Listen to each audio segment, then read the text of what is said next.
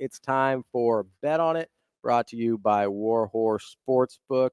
It is the best place in Nebraska to place your sports bets, whether it's in Lincoln or in Omaha at the sports books. Make sure you get over to Warhorse Sportsbook. No bets, no glories. They've got you covered for nearly every major sporting event. DB. What do you want? You got to give me any winners this week? Last week, you were just giving me some bangers.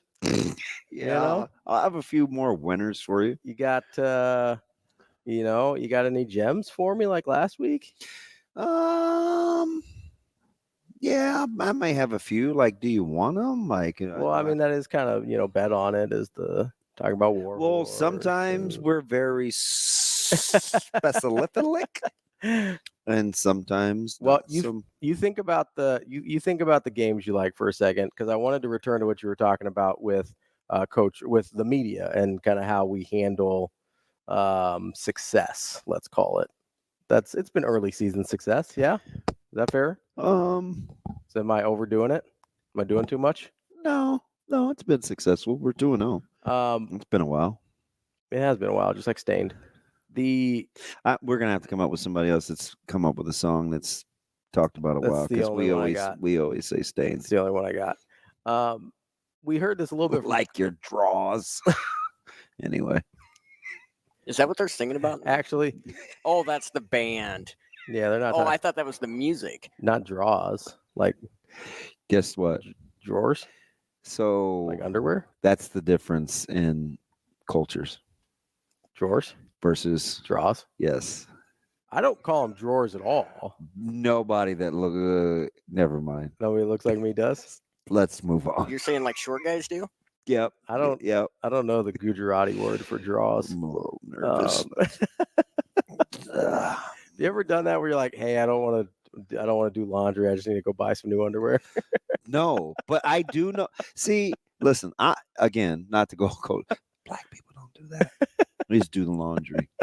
You got, man. You know who's like that? Who? T-Mose. I was gonna say, if I had to guess of any of your friends, I would have guessed Mose. When you live in a house and you have access to that, unless it's broken, why would that ever be an issue? Just do the damn laundry. Exactly. Just do the laundry. See, people that grew up poor like us, Shane, that's what we do. Now, I live in an apartment building. Sometimes I don't have access to that, so I've had to do that in the past. I'm like, I guess I don't get to do laundry for like 3 days. See, there's no way. How are you just that short? That what? Where you like where you have to just go out and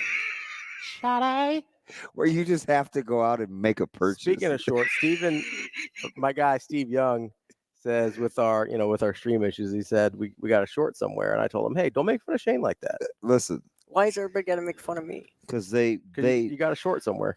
I wish Sasha could have seen what you were doing. This dude is literally fighting the equipment. Yeah, I think he's losing too. Are you okay? No, I'm about ready to cry. Anyway. I mean, it's not like I swiped right or anything. No, you so anytime you go, right, anytime you say, and then hit the button. I wouldn't trust any of this equipment today, man. I don't know if the mics are on or not. And all of a sudden, you and I just go Jiminy Crickets. We don't say a word. It's like, is this thing on? Nobody says anything. I like how when we're actually on the air, we kind of forget we're on the air, and then we're so worried about a hot mic when we're actually off the air. Yeah, I know. Who said that? Yes, was that in text or Twitter? Oh, it was DeMarinis. Yeah, that was like sometimes a clip. He's like, do you guys know that you're on sometimes? Sometimes I do forget though. Like just now. Yeah. Yeah. I've forgotten. Let's move on past you getting to run. I'll give it to you, Shane. The only time you're really funny is when you are making fun of me, and I want you to be funny. So you go ahead and do that at my expense. It's okay. Well, nobody heard it because the mic went out. You on the other hand, knock it off. Yeah, we're great friends. Goodbye. That was.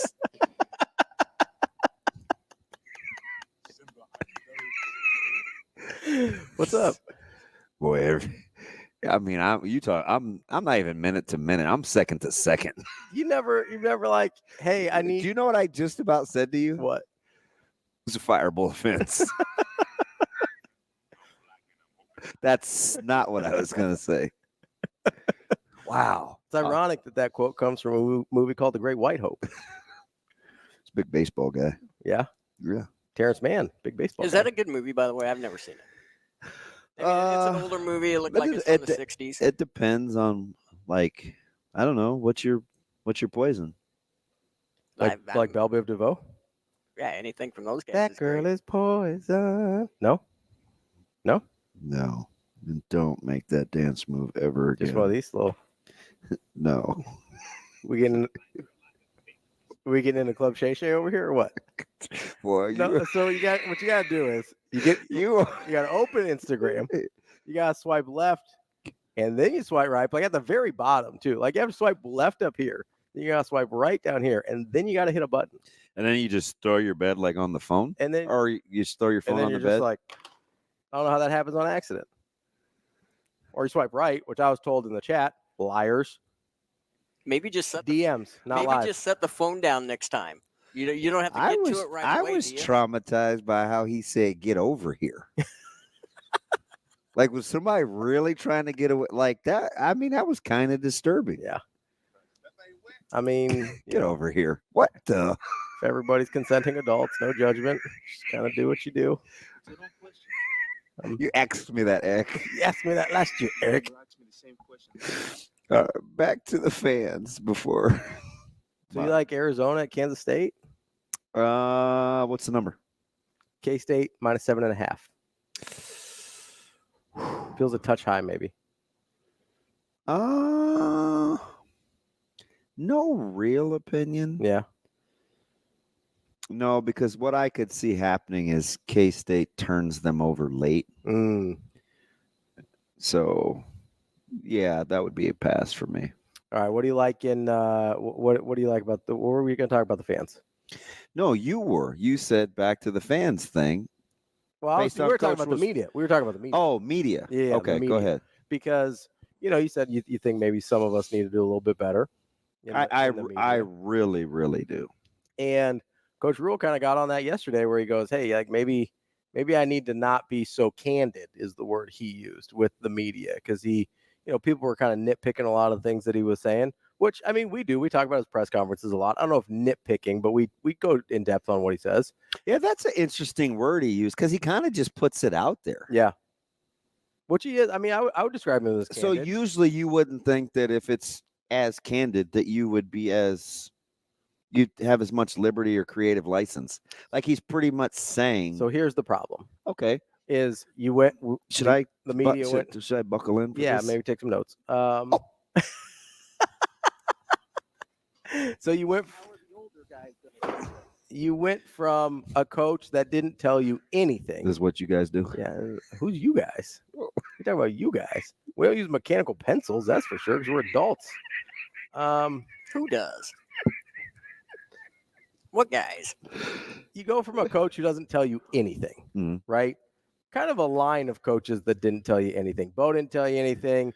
Callahan didn't tell you anything. You had a little respite in Mike Riley there where he gave you a little bit. Respite? Yeah, respite. Okay. It means a little break. Yeah, get it. Okay. A break is a period of time where you don't have to do something. Did I break that down enough for you? So you've gone basically 20 years of coaches with a brief break in there for Mike Riley, who was a little bit more candid of guys that didn't tell you anything, right? So this media core, if you will, is conditioned to have to nitpick things to get any sort of information out of a coach. Okay. All of a sudden you have a coach that actually tells you things, and you still have a media core who's been conditioned for almost 20 years to nitpick everything they say, right? So you have the history of Nebraska media with coaches on the one hand, and then you've got a totally different personality type on the other hand. You put it together, and I think you get what we've been getting the last week or so. Last week or so? We just waited for a win. I think it's been worse the last week or so, because before I think there were more legitimate questions. Like, yeah, there's stuff you could certainly ask about from like UTEP or whatever, but now that we think this team might be good, we're like, okay, well, we have to nitpick this thing that happened that people are maybe a little bit too optimistic about. So what do you think he was referring to? I think he was referring to the special teams comments. I think he was referring to the Dylan Raiola comments. Because we just took it and ran, right? Yeah. Because in years past, if he's like, oh, yeah, if another coach is like, oh, yeah, we got to clean XYZ up, then you'd have to parse and pick to see what that actually meant. Like, are they being terrible in practice? What is it? Is it not translating to games? Whereas now he's just like, hey, no, they're practicing well. You just got to go do it. I got more to add to that. All right, we got a little time coming up next here. Hurrdat Sports Radio.